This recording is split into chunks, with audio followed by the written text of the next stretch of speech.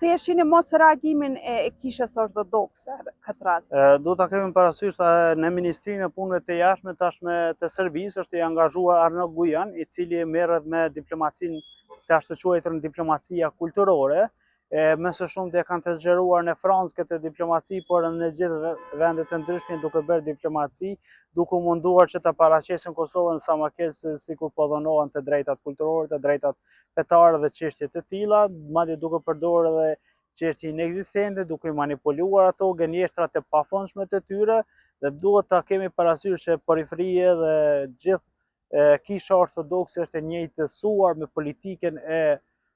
Beogradit, në politikën e Vučićit, madje atë këtë kanë bërë tashmë së fundi, nuk duhet ta harrojmë, ishte para një viti gjysmë dy, ku e patën edhe një konferencë të përbashkët ku i njëjtësuan qëndrimet e Republika Srpska me Serbinë dhe po ashtu me kishën ortodokse për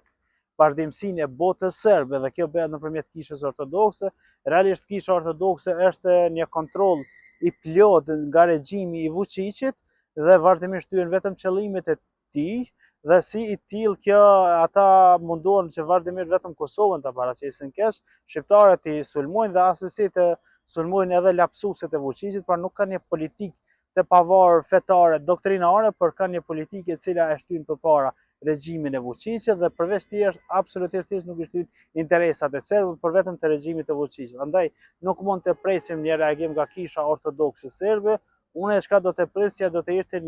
reagim nga kishat ortodokse të tjera dhe ato katolike dhe ortodokse shqiptare ose të religione tjera, për shkak se sulmi i apostullit Shën Pjetri nuk është vetëm apostull i ortodoksëve, ai është edhe i të krishterëve të tjerë katolikëve,